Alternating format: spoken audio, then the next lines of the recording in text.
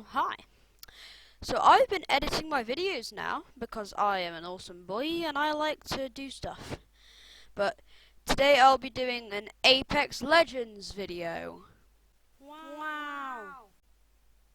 Now, you may be wondering why I'm doing this and why am I bothering to put all the effort that's going to be put into this video.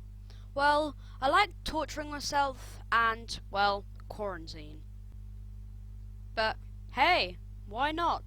YouTube's cool. I could get some views, maybe? Yeah, actually, never mind. Now, let's stop listening to me stutter. And get on to the part of the video which you've all probably come here for. Wraith. Now, I'm trying not to be biased, but I absolutely love Wraith. She is the smallest hitbox in the game and is just honestly a beast. Her Into the Void feature, which lets her face into a different dimension to be invisible to opponents, is awesome. This is a great feature for people to use to escape from opponents, but also to avoid taking ring damage, which is pretty cool. There is one downside to this though, that is that when you move into a different dimension, it leaves an easy to see trail that can lead enemies to where you are. Another huge win is that Wraith's ultimate ability allows her to set up 2 portals which the team can use to slip in and out from. The portals are open for 60 seconds, giving enough time to escape and heal up. This feature really wins me over.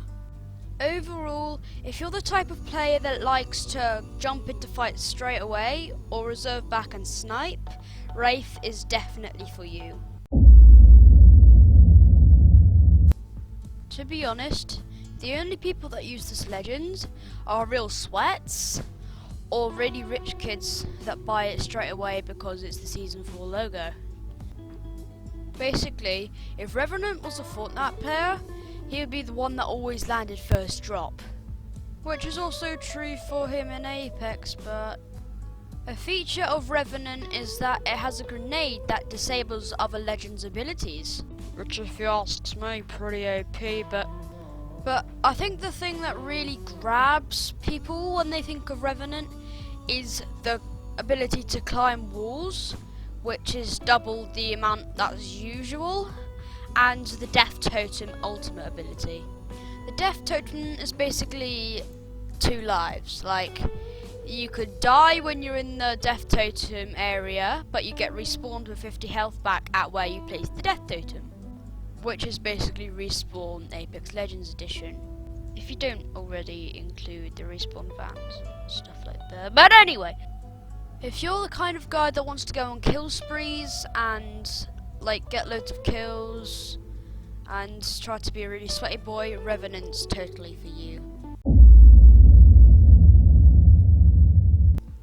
So, Bloodhound.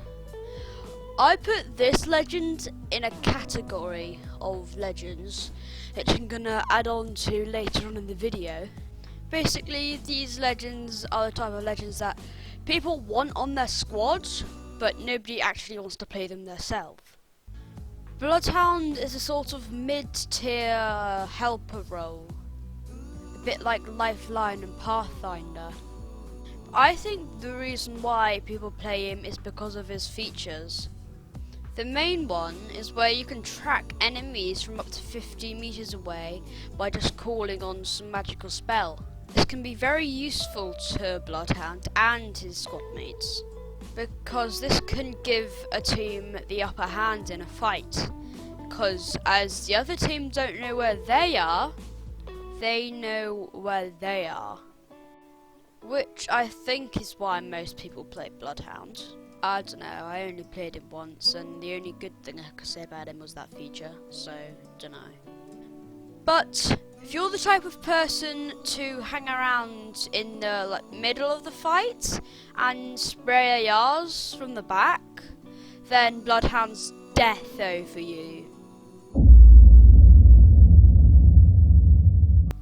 This legend is also going to be put in the WB NP category. A big downside to this legend, a very big downside, is that he has the biggest hitbox in the game. This is alright, right? Every game has their biggest hitbox character, right? Not many people play it, but everybody plays it. Okay then, why do they do it? Well, I can tell you this, he is very useful in combat when you've been knocked. He's a shield that you can whip out at any time as his passive ability, which has 100 health. And he can create a dome shield that keeps all enemy fire out until the 60 seconds of his limit's up, which is very useful in a sniper battle, because you can peek out but the enemies can't shoot you because of the barrier. This also gives you and your teammates time to heal up after a damaging fight. So overall, it is a good pick if you want to become a healer and a tank, but if you want to avoid shots and not take all of the damage, then don't pick Gibraltar. Crypto. This legend was the poster boy of Season 3 of the game. Back in those times, you couldn't upload a video about Apex Legends without Crypto in the thumbnail or included in the video. Everybody was just so hyped for the character. But to be honest, I think it was kind of a big letdown. Yeah, it had cool features, like a cool drone that could track enemies just like Bloodhound, but it just wasn't as effective. I just think Apex put too much effort into marketing the character than actually putting in the effort of making it. This legend is sort of a spy. If you're usually the one scouting for enemies in other Battle Royale games, Crypto's definitely the alternative in this game.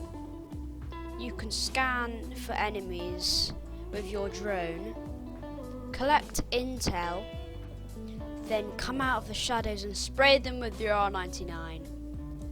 But if you're looking to play Crypto in the game, you'd have to be very good at reserving and sniping and surprising people. So, if you think that describes you, then Crypto is right up your alleyway. Now, I have to say, as Lifeline is a poster girl of Apex Legends, a bit like Crypto, she is surprisingly good. She's basically the team player of the team. Labelled as a combat medic, she usually dishes out medical items during a big fight. Basically, if you play Overwatch and you play healer, then, well, Lifeline is your character. This is another WBMP character. Most frontline players want her on their team because they can easily dish out meds when they really need it after a huge fight. So let's say that you'd put yourself in a healer category when it comes to like games where that is implemented in. Lifeline is totally for you. Unfortunately, I have run out of time, so this is the end of the video. Part 2 will be coming out in a few days, hopefully, if I get my editing on scheduled.